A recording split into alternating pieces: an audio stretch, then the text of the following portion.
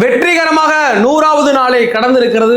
ஒரு யுகத்திற்கான மக்களாட்சி அப்படின்னே சொல்லலாம். தாவேகாவுடைய ஆட்சி பொறுப்பேற்று தற்போது 100 நாளை கடந்திருக்கிறது. அந்த 100 நாள்ல எவ்வளவு நலத்திட்டங்கள், எவ்வளவு இடர்பாடுகளை சந்தித்து இந்த தாவேகா அரசு நடந்துகிட்டு இருக்கு அப்படிங்கிறது தெரியும். அதோடைய முன்னோட்டம் என்ன அப்படிங்கிறத பார்க்க போகிறோம். அதற்கு பிறகு நேற்றைய தினம் ராஜ்மோகனும் நம்மளுடைய ஆதவ் அர்ஜுனாவும் சென்னை திருவெற்றியூரில் உள்ள ஒரு தனுஷ் என்ற மாணவன் 12th மாணவன் இறப்புக்கு போனது. அதற்கு பிறகு அவங்க மக்களால் சூழப்பட்டு திருப்பி அனுப்பப்பட்டதுன்னு நம்ம சொல்லலாம். அது ஏன் எதற்கு அப்படிங்கிறத பார்க்க போகிறோம். அதற்கு பிறகு நயினார் நாகேந்திரன், RB உதயகுமார் அப்படின்னு தொடங்கி நாம் தமிழ் கட்சியில் உள்ள பல பேர் மரியாதை குறைவா, தரக்குறைவா இன்னும் முதல்வரை விமர்சிச்சுக்கிட்டே இருக்காங்க. அவங்களுக்கான நடவடிக்கை என்ன, ஏன் இப்படிலாம் பேசுறாங்க அப்படிங்கிறது இது வரைக்கும் தெரியல. அதற்கு பிறகு இந்த கிராம சபை கூட்டம் முந்த நாள் நடந்துச்சு, ஆகஸ்ட் 15ஆம் நாள் நடந்துச்சு. அதன் முக்கியத்துவத்தை பற்றி நம்ம எடுத்துரைக்க மறந்து விட்டோமோ, தவறி விட்டோமோ நம்மளுடைய நேயர்களுக்கு அப்படிங்கிறது ஒரு வருத்தம். அதை பற்றின முழு விவரமும் நம்ம சொல்லுவோம். அதற்கு பிறகு அடுத்த வாரம் அந்த கிராம சபை கூட்டங்களை நம்ம எப்படி கலந்துக்கணும் அப்படிங்கிறத ஒரு விரிவாக பார்க்கலாம். வாங்க வீடியோக்குள்ள போலாம். நான் உங்கள் யங் தாத்தா.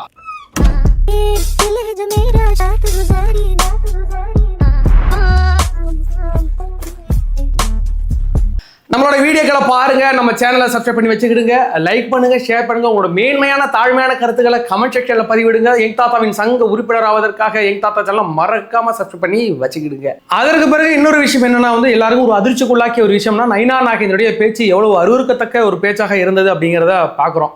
நயினார் நாகேந்திரன் பிஜேபி பரவாயில்ல, பிஜேபின்னு ஒன்று இருக்கடா தமிழ்நாட்டில் அப்படிங்கிறது அன்றைய தினம் தெரியும். அவருடைய பேச்சுக்கு பிறகுதான் தெரிய வந்துச்சு. எல்லாம் உயிரோட தான் இருக்காங்களா, கட்சியான உயிரோட தான் இருக்குதா அப்படிங்கிற லெவலில் தான் இருந்துச்சுங்களே.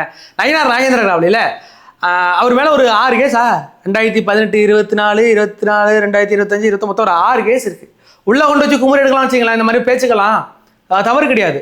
சட்டமன்றத்துக்கு போய் அப்பாவை தேடுறாங்க, வீட்டில் போய் அம்மாட்ட கேட்டால் தானே அப்பா யாருன்னு சொல்லுவாங்க. பெண்களை தவறாக இழுத்து பேசல, யாராக இருந்தாலும் உள்ள கொண்டு வச்சு குமரலாம், ஒரு அரசை விமர்சிக்கலாம்னு வச்சுங்களேன். இவங்க உடனே ஏற்கனவே பேசிட்டு இருக்கிறாங்க, இவங்க கொண்ட கைது பண்ணி உள்ள வச்சாலாங்களே. அதில் ஒரு பிரச்சனை இருக்குது. ஏன்டா ஒரு பிஜேபியுடைய ஒரு மாநில தலைவராக இருக்கிறார் நயினார் நாகேந்திரன். அவர் மாநில தலைவருக்கான ஒரு பேச்சா, அந்த பேச்சு இப்படிதான் பேசுவார் அவரு. இவரை கொண்டு வச்சு ஊமை குத்தா குத்துறணும், உங்களுக்கு ஆசை எனக்கு ஆசை தானே, கவர்மெண்ட் ஏன்டா சும்மா விட்டுருக்கிறீங்க, கொண்டு வச்சு குத்தி இருக்கிறான்னு எனக்கு தோணுது. அதில் சில பிரச்சனைகள் இருக்கு. மாநில கட்சியுடைய, அதுவும் மத்தியில் ஆண்டுகிட்டு இருக்க ஒரு பாஜகவுடைய மாநில தலைவர், அவரை கைது செய்தால் மோடியை கைது செய்ததற்கு சமம், அங்க உள்ள அமித்ஷாவை கைது செய்ததற்கு சமம், அங்க உள்ள பிஜேபி தலைவர்களை கைது செய்ததற்கு சமம். அப்படிதான் மோடி அங்க பார்ப்பாரு, அங்க உள்ள மத்திய அரசு அப்படிதான் பார்க்கும். அப்படிங்கிற பட்சத்துல இதை தலைவர்கள் முன்னெடுத்து கைது செய்யறது அப்படிங்கிறது ஒரு சாதாரண விஷயம் கிடையாது. இது நமக்கு பாதிப்பை ஏற்படுத்தும். அவங்க நமக்கு டார்ச்சர் கொடுத்துட்டு இருப்பாங்க. ஏற்கனவே நமக்கு எவ்வளவு டார்ச்சர் அனுபவிச்சுட்டு இருக்கோம் அப்படிங்கிறது தெரியும். ஒரே சமயத்துல திமுக பிஜேபி அவங்க 2 பேரும் மிங்களா தான் நம்ம கூட பிரச்சனை பண்ணிட்டு இருக்காங்களே. கைது பண்றது அவ்வளவு சாதாரண விஷயம் கிடையாது. ஆட்சி கவிழ்ப்பு வரைக்கும் பாஜக கொண்டு போகும். அப்படிங்கிற பட்சத்துல இதை சாஃப்டா தான் ஹேண்டில் பண்ணணும் அப்படிங்கிற ஒரு வழி இல்லாம ஹேண்டில் பண்ணிருக்காங்க. ஆனா அதையும் மீறி தலைவர் விஜய் அவர்கள் நயினார் நாகேந்திரனை கைது செய்து விட்டால் இஸ் அ டெவில் பொலிட்டீஷியன் அப்படிங்கிறத நம்ம மக்கள் புரிஞ்சுக்கலாம். இதை விட ஒரு அக்ரெசிவான பொலிட்டிக்கலை யாரும் பண்ண முடியாது. ஆனா நயினார் நாகேந்திரனை கைது செய்வது அவ்வளவு சுலபம் கிடையாது. இது மத்திய அரசுல இருந்து நமக்கு பிரச்சனைகள் வரும் அப்படிங்கிறதால ஏற்கனவே நீங்க திரிஷா கைது பண்ண பேசினா மட்டும் தான் கைது பண்ணுவீங்க, திரிஷா பேசினா மட்டும் தான் கைது பண்ணீங்க, நீங்க சங்கீதா பேசினா கைது செய்ய மாட்டீங்க, உங்க அம்மாவை பேசினா கைது செய்ய மாட்டீங்கன்னு நோண்டிக்கிட்டு இருக்காங்க. அவங்களுக்கு தெரியாது தலைவர் எப்படிப்பட்ட சுச்சுவேஷன்ல இருக்கிறார் அப்படிங்கிறது தெரியாது. அதனால இதை மாதிரி பதர்கள் இருக்குல்ல, அதாவது இவனுங்களை இப்படி எப்படிப்பட்ட அரசியல் அதிபர்களா, ஒருத்தனை திட்டணும், ஒருத்தனை இழிவு செய்யணும்னா அவங்க வீட்டு பெண்களை அம்மா, அதாவது அந்த சோபா அம்மாவுக்கும் இந்த பொலிட்டிக்கலுக்கு ஏதாவது ஒரு சம்மந்தம் இருக்கிறதா? அப்பாவா காணும்னு சொன்னது முக ஸ்டாலின் அவர்களை. அவங்களுக்கு கோவம் வரணும். உங்களுக்கு ஏன்டா கோவம் வருது? பிஜேபிக்கு ஏன்டா கோவம் வருது? அவங்க இதே மாதிரி வார்த்தை சொல்லியிருந்தா ஓகே, நாங்க டிஃபைன் பண்ணி அடிப்போம், அவங்கள அட்டாக் பண்ணுவோம். புதுசா காலுக்கு இடையில பூச்சி முன்ற மாதிரி பூச்சி நசுக்கு தூக்கிட்டு வீசிட்டு போக வேண்டியதான். இவங்க எங்க கோவம் வருது? இவங்களை தொட்டா அவங்களுக்கு கோவம் வருது, அவங்களை தொட்டா இவங்களுக்கு கோவம் வருது. எந்த மாதிரி லிங்க்ல இருக்கிறாங்க அப்படிங்கிறத புரிஞ்சுக்கணும். ஒன்னே ஒன்று மட்டும் சொல்றேன், இந்த அரசியல் அப்படின்ற வந்துட்டா எவ்வளவு கேவலம்னாலும் விமர்சிப்பாங்க அப்படிங்கிறதுக்கு சமீபகால எடுத்துக்காட்டுகள் பாருங்க. அதாவது திமுகவுடைய எதிர்கட்சி தலைவருடைய உதயநிதி ஸ்டாலின் எவ்வளவு கீழ்த்தரமான ஒரு கமெண்ட் பண்றாரு. நயினார் நாகேந்திரன் ஒரு தேசிய கட்சியுடைய தலைவர், எவ்வளவு கேவலமா கமெண்ட் பண்றாரு. இவங்களுக்கெல்லாம் பிளட்லயே ஊறி இருக்கியா அந்த அபாசமா பேசுறது, பெண்களை தவறா பேசுறது? யாருக்கு சாதாரணமா இப்போ ஒரு திடீர்னு ஒரு ஆள் போறாரு வச்சுக்கலாம், அவனை வந்து அவங்க அப்பாவை இழுத்து திட்டினா, அவன் அண்ணனை இழுத்து திட்டினா அவனுக்கு கோவம் வராது. ஆனால் அம்மாவை இழுத்து திட்டினா, தங்கச்சி இழுத்து திட்டினா அவனுக்கு கோவம் வரும், ரோஷம் வரும். என் அக்கா பற்றி பேச, என் அம்மா பற்றி யாரா பேசுறான்னு கோவம் வரும்ல. அதனால தான் கெட்ட வார்த்தைகள்லாம் பெண்கள் சம்பந்தமாகவே வச்சிருப்பாங்க. ஏன்னா அவனை ட்ரிகர் பண்ணுறதுக்காக. ஒரு ஆண் ட்ரிகர் பண்ணால் அவங்க வீட்டு பெண்களை திட்டினா ட்ரிகர் ஆகிடான்னு தெரியும். அந்த வேலையை தான் இன்னைக்கு நயினா நாகேந்திரனும் உதயநிதி ஸ்டாலினும் கையில் எடுத்து பண்ணிட்டு இருக்காங்க. இவங்கள மாதிரி ஆட்களை அவங்க தரம் தான் குறைஞ்சு போகும். இன்னைக்கு விஜய் அவரோட தாயார் அப்படி விமர்சிச்சதுனால சோபா அம்மாவுக்கு எதுவும் இழுக்கா, தலைவர் விஜய் அவர்களுக்கு எதுவும் இழுக்கா? இல்ல. இந்த ஆளு மேல மரியாதை போச்சா இல்லையா? நயினா நாகேந்திரன் ஏதாச்சும் ஒரு 4 வார்த்தை நல்ல வார்த்தையா பேசுவாயா அப்படின்னு தெரிஞ்சுக்கிட்டு இருந்தாலும் இன்னைக்கு கிடையாது. நீனும் கச்சரா தான், நீனும் ஒரு கழிசரை தான். உதயநிதி ஸ்டாலினா கழிசரை, உன்னெல்லாம் ஒரு நல்ல பொலிட்டிஷியனா எங்களால் பார்க்க முடியல. அதுவே அங்கே அவங்களுக்கு மிகப்பெரிய தண்டனைங்களா தூக்கி வச்சு போய் ஆர்பி உதயகுமாரனுக்கு துண்டை கட்டிக்கிட்டு எப்போ பார்த்தாலும் ஹேன்னு கத்திட்டா இருக்குது. அதெல்லாம் கை வைப்போமா? நம்ம கை வச்சு அரசு பண்ணுமா? கேவலம். ஜெயிலில் கொண்டு வச்சு சோறு போடணுமா? இப்போ புதுசாக சாட்டை ஒன்று வந்துருக்குது. அப்பா ஐயோ, சட்டை திருமுருக. இந்த நாம் தமிழர் கட்சியில் அந்த சாட்டை திருமுருகன் அவங்கெல்லாம் ஒரு வேற ஒரு உலகத்தில் வாழ்ந்துக்கிட்டு இருக்காங்கய்யா. நம்மளால தான் ஆட்சியை பயப்படுது. தலைவர் விஜய் அவர்கள் கோட்டு கட்டினது சாட்டை திருமுருகனாலயா? கோட்டு போட்டு 2 வீடியோ போட்டதுனால சாட்டை. நீங்கள் தான் வந்து விஜயுடைய அந்த கோட்டை கைட்ட வச்சுட்டீங்களே பேசிக்கிறாங்க. நாம் தமிழர் கட்சிக்காரன் ஒரு 1/2 மணி நேரம் உட்காந்து பேசுங்க. நீங்கள் உங்களுக்கு போர் அடிச்சுன்னா ஒரு நாம் தமிழர் கட்சிக்காரனா ஒரு 1/2 மணி நேரம் உட்காந்து கூப்பிட்டு வச்சு பேசுங்க. என்ன பண்ணிட்டு இருக்கீங்க? நாங்கள் இல்லைன்னா என்ன நடந்துருக்குங்கிறீங்க? நாங்கள் இல்லைன்னா தமிழ்நாட்டை நாசமாக போயிருக்கோம். நாங்கள் இருந்துதாங்க தமிழ்நாட்டை காப்பாற்றிக்கிட்டு இருக்கிறோம். எங்களை கண்டு ஒட்டுமொத்த தமிழகமே பயப்படுது. பார்த்தீங்களா? விஜய் அவர்களை எங்களால் பயந்துக்கிட்டு தான் இந்த விஷயத்த அவர் கையில் எடுத்தார். இந்த விஷயத்த நாங்கள் கேட்கறோம்னா கையில் எடுத்துக்க மாட்டாங்க அப்படின்னு இருக்காங்க. நேற்றுக்கே அவங்க கைது பண்ணிட்டீங்களா? உதயநிதி ஸ்டாலின் கைது பண்ணிட்டீங்க. அடுத்தது அனிதராஜனை கைது பண்ணிட்டீங்க. அடுத்து நீ தான் பைத்தியாரவ. இதெல்லாம் யாரா உன்கிட்ட கேட்டா? யாரா நீ? எஸ்ஐ சார், ஐயோ இங்க பாருங்க சார், ஒரே பைத்தியங்களா இருக்கு சார். சார் எஸ்ஐ சார், மச்சான் உள்ள நிறைய பைத்தியம் வாய சமகாம. இப்படிதான் இவர் வந்து பல ஜெயில்களை பார்த்தா வரான். என்னையெல்லாம் நீங்க வந்து சட்டமன்றத்தில் நான் மட்டும் உள்ள போயிருக்கணும். நீங்க தான் போக மாட்டீங்களா? டே, நீங்க தான் லோக்கல் பிரசிடென்ட் கூட ஆக மாட்டீங்களா? பிரசிடென்ட் ஆகட்டும், வார்டு மெம்பர் வெறும் 400 பேர் ஓட்டு போட்டு தேர்ந்தெடுக்கலாம் வார்டு மெம்பர். ஒரே ஒரு நாம் தமிழர் கட்சியில வார்டு மெம்பர் ஆக்கிருக்கீங்களா? 15 வருஷமா கத்திக்கிட்டு இருக்கீங்களா? நீங்களாம் பேசலாமாடா? ஏய், சட்டமன்றம் உங்களுக்கு என்ன சம்பந்தம்? தமிழகத்துல எவ்வளவோ கட்சிகள் இருக்கு. அந்த கட்சியில ஒரு ஆளாவது என்னைக்காவது எதோ பீரியடாவது ஒரு பீரியட்ல ஒரு எம்எல்ஏ இருந்துருவாரு, சட்டமன்ற உறுப்பினர் இருந்துவாரு. நீங்க வந்து புதிய தமிழக கட்சியை நீங்க எடுத்துக்கிடுங்க, இல்லைன்னா கொங்கு மக்கள் கட்சியை எடுத்துக்கிடுங்க. இதை எல்லா கட்சியும் தமிழகத்திலேயே நாம் தமிழர் கட்சி மட்டும் தான் 15 வருஷமா இருந்து ஒரு வார்டு மெம்பரும் ஆகல, ஒரு கவுன்சிலர் ஆகல, ஒரு பிரசிடென்ட் லெவல்ல கூட நீங்க போகல, உள்ளாட்சிகள கூட நீங்க உள்ள போகல. இவங்க பேசுற பேச்சே பாரு. நான் வந்து அமெரிக்க ஜனாதிபதி ட்ரம்புக்கு டஃப் கொடுப்பேன்டாங்கிற லெவலில் தான் பேசிக்கிட்டு இருப்பாங்க. அந்த சட்டை இவங்க எல்லாம் வச்சுக்கல, இதெல்லாம் காமெடி பேசு. அவங்க என்ன அடுத்து என்ன நீங்க கைது பண்ணுவீங்களா? கைது பண்ணி தான் பாருங்களேன். நாங்க எங்க லெவல் இருக்குல்ல, ஒரு சட்டமன்ற உறுப்பினர், ஒரு எதிர்கட்சி தலைவர், தேசிய கட்சியுடைய மாநில தலைவர், அந்த ரேஞ்செலாம் இருப்போம். போய் ஒரு புள்ள பூச்சை கொண்டாந்து உள்ள வச்சு நாங்கள் என்ன பண்ண போகிறோம்? கொஞ்ச நாள் புரிஞ்சுக்கிட்டு எங்களுக்குன்னு ஒரு தகாதாரம் இருக்கிறது. எங்களுக்கு எதிரியாக இருப்பதற்கே ஒரு தகாதாரம் இருக்கிறது. உங்களை மாதிரி ஆட்களாக கொண்டாந்து ஜெயிலில் போட நினச்சிட்டு ஜெயிலில் இவங்க களிசோறு கொடுக்கறது தெண்டன்றேன், தூக்கி வீசிட்டு போயிட்டே இருக்கணுங்கிறா. சாட்டை இதை எங்கே பேசுகிறாரா? அந்த மேகமலை வருஷ நாடு அந்த பிரச்சனையில் அந்த கூட்டத்தில் தான் பேசுகிறார். அதற்காக நாம் தமிழர் கட்சி ஒரு முன்னெடுப்பு போராட்டத்தை எடுத்தாங்கன்னா அதுக்கு வாழ்த்துக்கள், அதெல்லாம் தவறு கிடையாது. அதில் குறிப்பிட வேண்டிய விஷயம், பைத்தியகாரதனமாக ஏதாச்சும் புரிஞ்சுக்கிட்டு போய் போராட்டம் பண்ணுங்க அப்படிங்கிறது மட்டும்தான். அந்த மக்கள் போராடிட்டு இருக்காங்க, சரி, அவரோட சேர்ந்து போராடிட்டு இருக்காங்க. அந்த தடை, அந்த வனப்பகுதியில் உள்ள மக்களை வெளியேற்ற சொன்னது யார்? யார் கேஸ் போட்டது? எதற்காக அந்த மக்களை எல்லாம் வெளியேற்ற சொல்றாங்க அப்படின்னு ஒரு புரிதல் இருக்கும்ல. இந்த அவங்களை வெளியேற்ற சொன்னது உச்ச நீதிமன்றம். டெல்லியில் உள்ள உச்ச நீதிமன்றம் தான் அந்த மக்களை உடனடியாக வெளியேற்றுகள் அப்படின்னு சொல்லியிருக்கு. இது உயர் நீதிமன்றத்துக்கு போனது, உயர் நீதிமன்றத்தில் மேல்முறையில் உச்ச நீதிமன்றம் போய் உச்ச நீதிமன்றம் தீர்ப்பு தற்போது அந்த மக்களை நீங்க வெளியேற்றுங்க அப்படின்னு சொல்லி. இதற்கு மாநில அரசு ஒன்றும் செய்ய முடியாது. அதுல என்ன பிரச்சனை அப்படிங்கிறதா, அந்த புலிகள் சரணாலயம் உள்ள பகுதிகளில் 1980 உள்ள அந்த ஆக்ட் படி, சட்டத்தின்படி புலிகள் உள்ள சரணாலயம் பகுதிகளில் யாரும் அங்க தங்கக்கூடாது, மனித குடியிருப்புகளே இருக்கக்கூடாது அந்த வருஷ நாடு மேகமலை பக்கங்கள்ல அப்படின்னு ஒரு சட்டம் இருக்கிறது. அதன்படி இப்போ வந்து ஒரு கேஸ் ஒன்று ஃபைல் பண்ணாங்க வனத்துறையில இருந்து. வனத்துறை அது அவங்க எடுத்த முடிவு. வனத்துறை அப்படிங்கிறது நேரடியாக தமிழ்நாடு வந்து ஒரு தன்னிச்சையான செயல்பாடு எடுக்க முடியாது. அது இந்தியாவின் கட்டுப்பாட்டில் இருக்கிறது. அவங்களோட அந்த அட்வைஸ் படி தான் நம்ம நடக்க முடியும். அது கேஸ் ஃபைல் பண்ணதே இந்தியா வனத்துறை சார்பாக கேஸ் ஃபைல் பண்ணது. அதன் மூலமாக தான் இந்த சட்டம் அமலாக இருக்கிறது. அவங்களை உடனடியாக நீங்கள் அகற்ற வேண்டும் அப்படிங்கிறது.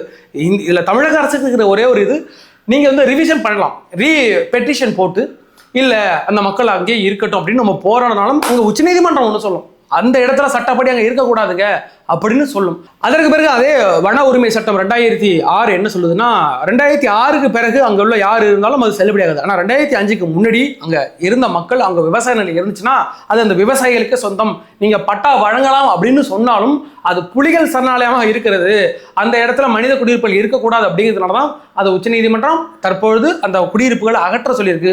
அந்த மக்கள் பல நாட்களாக போராடிக்கிட்டு இருக்கிறார்கள். அந்த மக்கள் நான் 100 ஆண்டு காலம் ஒரு 5 தலைமுறை நாங்கள் இதை வாழ்ந்துகிட்டு இருக்கேங்க, எங்களுக்கு திடீர்னு நான் போச்சா என்னங்க பண்ணுவோம், அதுக்கு முன்னாடி சிடி நிர்மல்குமார் சொல்லிட்டார், நாங்கள் உங்களுக்கு வேற ஒரு இடம் தரங்க, அது ஆபத்தான இடம் வேற, இது உச்சநீதிமன்றமே சட்டம் போட்டு அந்த இடத்தை அகற்ற சொல்லியிருக்கு, அவங்க எங்களுக்கு வந்து இன்ஸ்ட்ரக்ஷன் கொடுத்துருக்காங்க, அவங்களை அகற்ற சொல்லணும், நாங்கள் அகற்றணும், அதற்கு தகுந்த ஒரு இடத்தை கொடுப்பது தமிழக அரசோட கடமை, அதை நாங்கள் கொடுத்துறோம் அப்படின்னு சொல்லியிருக்காங்க.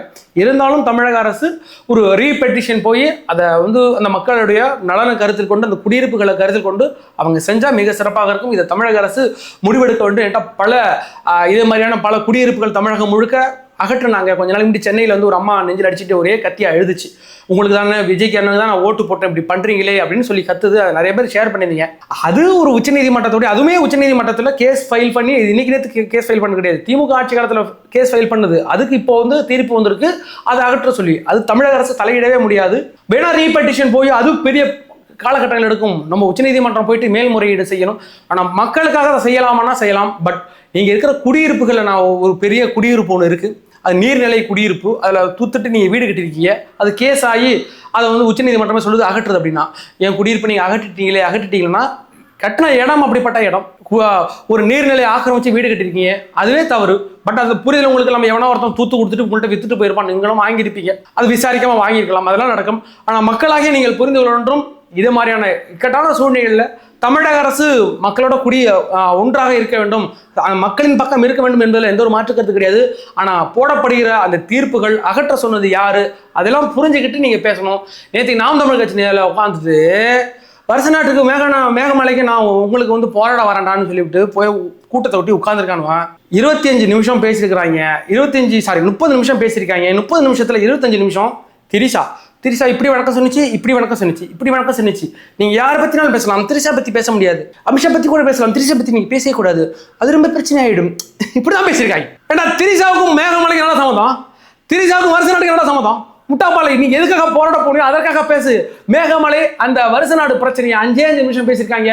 திரிஷா மிஸ்ரையும் விஜய் அவர்களை பற்றியும் தரக்குறவா தப்பா அசிங்கமா எவ்வளவு பேச முடியுமோ அது 25 நிமிஷம் பேசியிருக்காங்க. அப்ப புரிந்து கொள்ளுங்கள் மக்களே, அவங்க பின்னாடி ஒரு கூட்டம் கூட்டிருக்கீங்களே, இவனுங்க பேசுறது கண்டென்ட்டுக்காக, அது வீடியோவை தூக்கி போட்டு வீடியோவில் ட்ரெண்ட் பண்ணுறதுக்காக பேசுகிறாங்க. இவங்க வந்து மக்களுக்காக பேசுகிறாங்களா?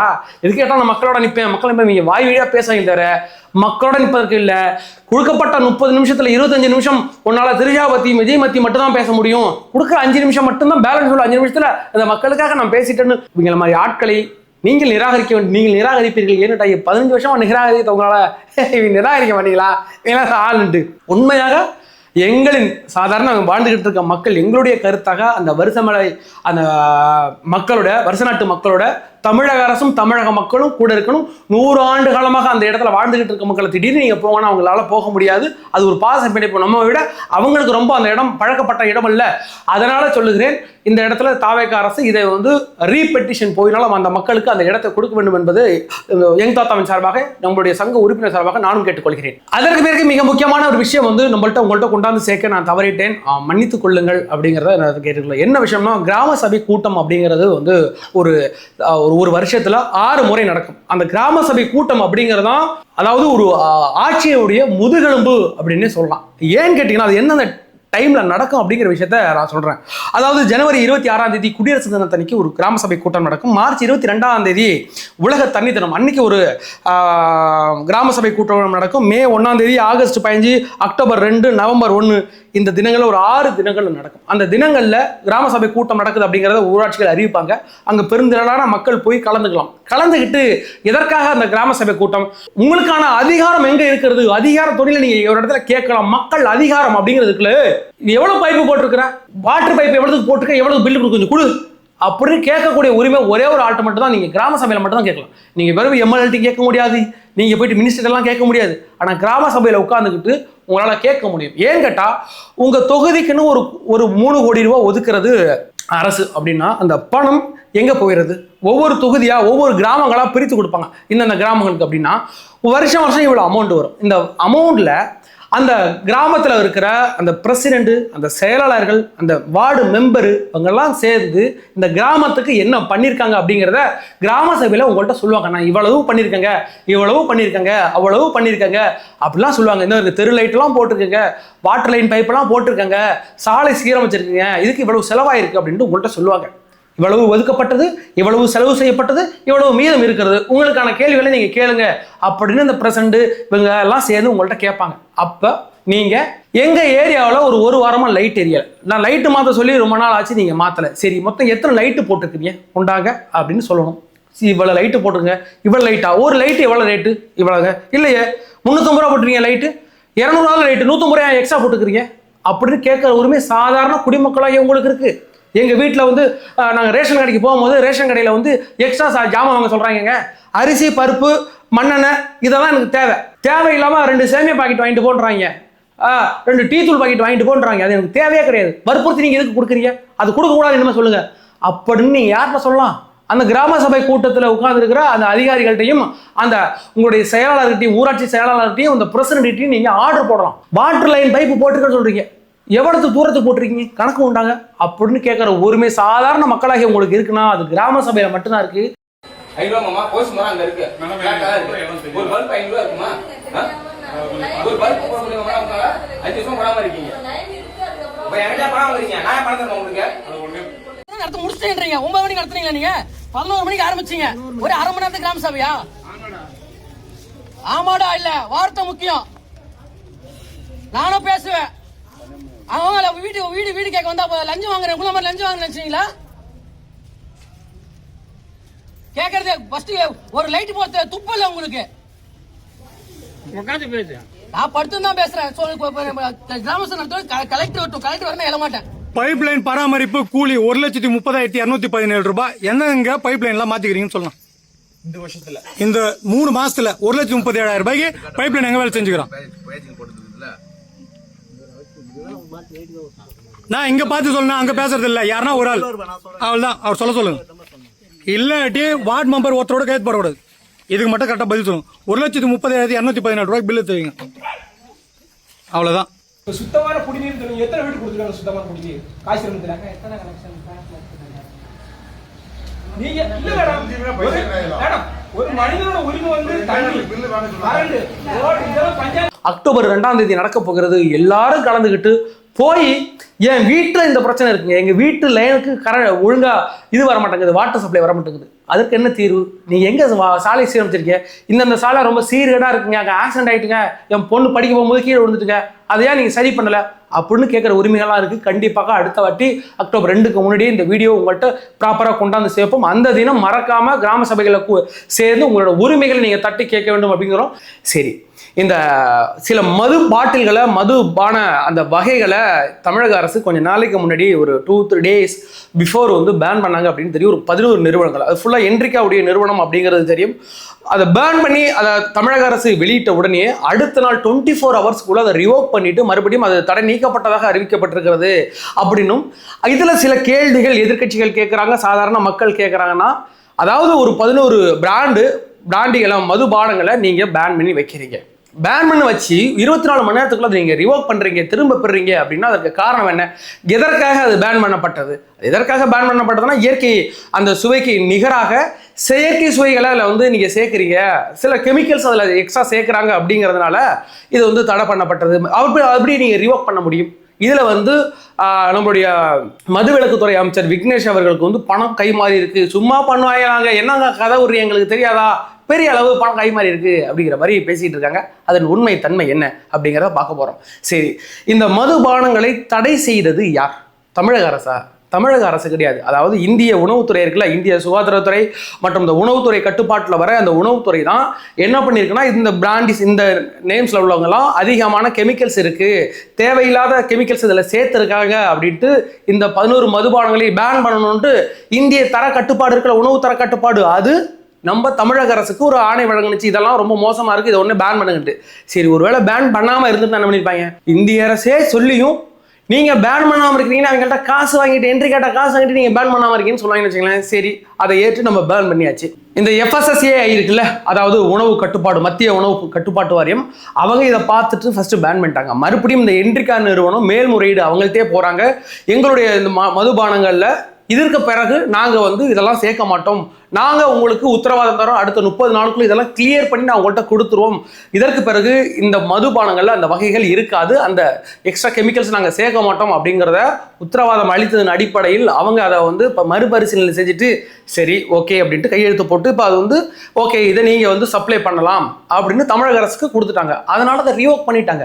அப்படியே நீங்கள் சந்தேகப்படனாலும் இந்த FSSAI இருக்குல்ல, இந்த மத்திய உணவு கட்டுப்பாட்டு வாரியம் இருக்குல்ல, அவங்களுக்கும் என்ட்ரிகா நிறுவனத்துக்கு இடையில நடந்த புரிந்துணர்வுக்கு பிறகு அவங்க அந்த அறிக்கை நமக்கு கொடுத்துருக்காங்க. அவங்க என்ன அறிக்கை கொடுக்குறாங்களோ அதன்படி தான் நம்ம நடவடிக்கை எடுக்க முடியும். அப்படிங்கிற பட்சத்தில் இதற்கும் அந்த 11 மதுபானங்களை தடை பண்ணதுக்கும் தமிழக அரசுக்கும் எந்த சம்பந்தமும் கிடையாது. அந்த FSSAIக்கு முடிவுக்கும் தமிழக அரசுக்கு எந்த முடிவும் கிடையாது. இது தவறாக சில பேர் இந்த பொருளியை கலப்புறாங்கன்னா மக்களாகிய நீங்கள் இதை புரிந்து கொள்ளணும். அப்படிங்கிறதுனால தான் இது மத்திய அரசுடைய கட்டுப்பாட்டில் இருக்கு, இதற்கும் தமிழக அரசுக்கு எந்த சம்பந்தம் இல்லை அப்படிங்கிறத உங்கள்கிட்ட கொண்டாந்து சேர்க்கணும். அப்படிங்கிறதுனால தான் அதற்கு பிறகு வெற்றிகரமாக நடந்து முடிந்திருக்கிறது 100வது நாள் ஆட்சி அப்படிங்கிறத பார்க்குறோம். தாவேக்கு ஆட்சி பொறுப்பேற்று இன்னைக்கு 100வது நாள் கடந்திருக்கு. வெற்றிகரமாக கடந்திருக்கு. அதுதான் மெயினாக குறிப்பிடப்பட வேண்டிய விஷயம். அதில் பல நலத்திட்டங்கள் அதை நம்ம பார்ப்போம். இந்த ஆட்சி தொடங்கினதுலேருந்து தெரியும் நமக்கு தலைவர் விஜய் அவர்கள் பதவி ஏற்றதுலேருந்து இன்னை வரைக்கும் அந்த மனுஷன் எவ்வளோ கஷ்டப்பட்டு இருக்காரு அப்படின்னு தெரியும். அவர் தன்னை நிரூபிக்கணும். ஏட்டா மக்கள் என்னை தேர்ந்தெடுத்து வச்சிருக்கிறாங்கன்னா அந்த மக்களின் நம்பிக்கையை நான் பெற்றிருக்கிறேன், அந்த மக்கள் இந்த புள்ள வந்தால் நல்லது செய்யும் அந்த நம்பிக்கை இருக்குல்ல, அந்த நம்பிக்கைக்கு நான் ஒரு சரியானவனாக இருக்கணும்னு தன்னை நிரூபிக்கணும். அப்படிங்கிறதுனால தலைவர் விஜய் அவர்கள் அந்த பட்ட கஷ்டம் அப்படிங்கிறது நமக்கு தெரியும். எத்தனை இடர்பாடுகள், எவ்வளவு பேர் அந்த ஆட்சியை கவிழ்க்கணும் அப்படிங்கிறத முனைப்போட செயல்பட்டுக்கிட்டு இருக்காங்க. அதையெல்லாம் கடந்து மக்கள் துணையோட இன்றைக்கு 100வது நாள் ஆட்சி நடந்து முடிந்திருக்கிறது. அதில் சில குறைகள் இருந்துச்சா அப்படின்னு கேட்டால் கண்டிப்பாக சில குறைகள் இருக்கத்தான் செய்கிறது, இன்னும் தொடர்ந்து கொண்டு தான் இருக்குங்களேன். அதில் மிக முக்கியமாக பார்க்க வேண்டியது ஆரம்ப காலகட்டங்களில் பெண்களுக்கு எதிரான கொடுமைகள் அதிகமாக நடந்துச்சு அப்படிங்கிறத நியூஸ் பேப்பர்ல பார்த்துருப்போம். ஒரு நாளைக்கு 10, ஒரு நாளைக்கு 5 அப்படிங்கிறத அந்த மீடியா உங்கள்கிட்ட கொண்டாந்து கொடுத்தாங்க. அது நமக்கு தெரியும். அதையெல்லாம் தலைவர் விஜய் அவர்கள் கருத்தில் கொண்டு எப்படியெல்லாம் அதை சரி செய்யணும், சட்ட ஒழுங்கு பிரச்சனை இருக்கிறதா அதெல்லாம் எப்படி சரி செய்யணும், ஒரு ஆட்சினா அதெல்லாம் இருக்க தான் செய்யும். சும்மா தலைவர் விஜய் வந்தது பிறகு எல்லாரும் பயந்துகிட்டு ஆகணும், எந்த தப்பு செய்ய மாட்டான் அப்படின்னு இருக்க மாட்டாங்க. இல்லை ஊருக்குள்ள இருக்கிற அயோக்கிய பைய திருட்டு போயிடுவாங்க, என்னென்ன வேலை செய்வானோ அதெல்லாம் செஞ்சுக்கிட்டு தானே இருப்பாங்க. முன்விரோதமாக ஒரு இரட்டை கொலை நடக்கும், அங்கே ஒரு கொலை நடக்கிறது, ஒரு பெண்களுக்கு எதிரான பாலியல் வன்கொடுமை நடக்கிறது, திமுக ஆட்சி காலத்தில் விட்டு போன கோடிக்கணக்கான மதிப்புள்ள கஞ்சாக்கள் இன்னும் புழக்கத்திலான்னு இருக்கு, அதையெல்லாம் கட்டுப்படுத்தணும்ல. அதெல்லாம் சீரும் சிறப்புமா தற்போது நடைமுறையில் இருக்கான நடைமுறையில் இருக்கிறது.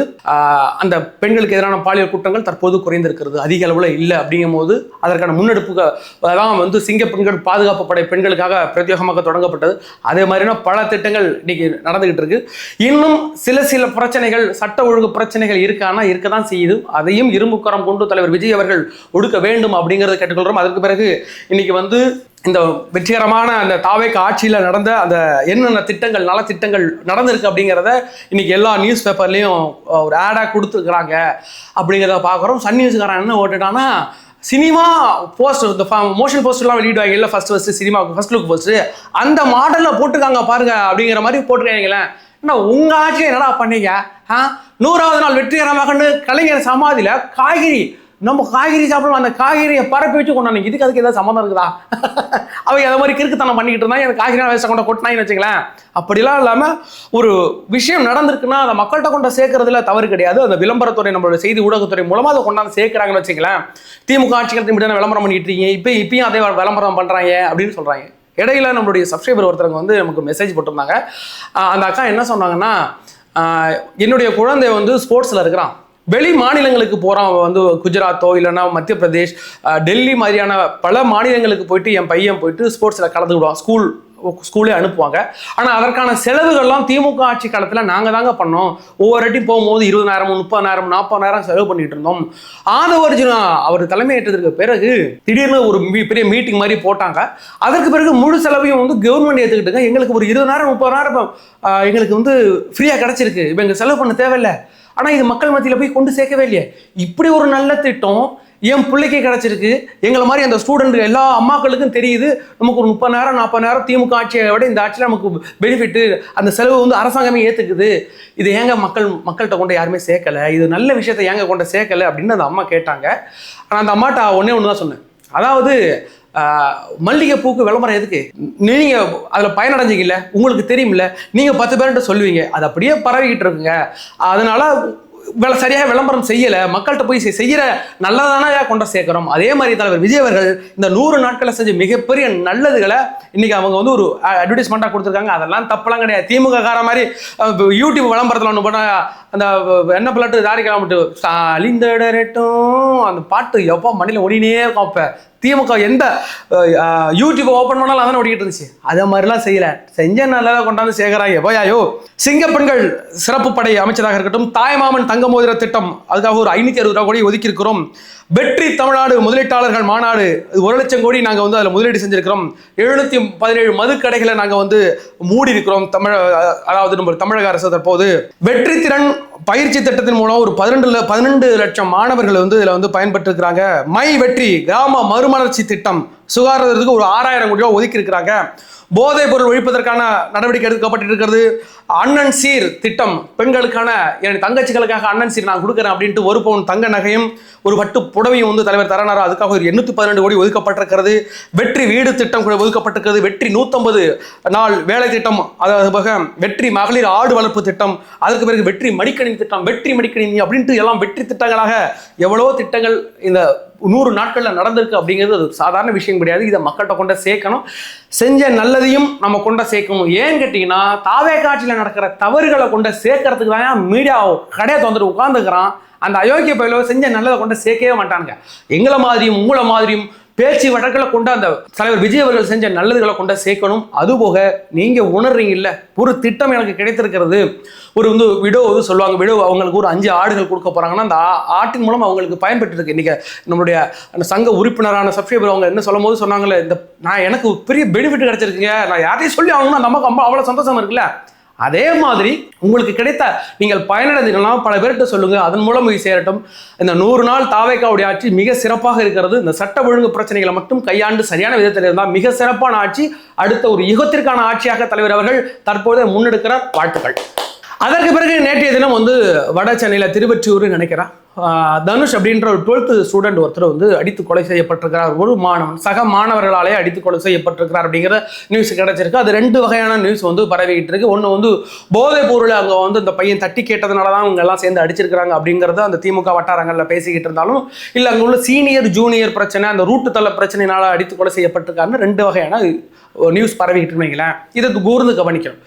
ஏற்கனவே கோயம்புத்தூரில் வந்து அமுதன் அப்படின்ற மாணவன் அடித்து கொலை செய்யப்பட்டது. அங்கேயும் போதைப் பொருள், இங்கேயும் போதைப் பொருள். எங்கேயாவது ஒரு மாணவன் அடித்து கொலை செய்யப்பட்டால் போதைப் பொருளுக்காக அடித்து கொலைப்பட்டிருக்கான். அப்போ இந்த ஆட்சியில் போதைப் பொருள் இருக்கு அப்படின்ற ஒரு பர்செப்ஷனை ஏற்படுத்துவதற்காக தான் இது மாதிரி அயோக்கிய பயலோ பண்ணிக்கிட்டு இருக்காங்கன்னு வச்சுக்கலாம்.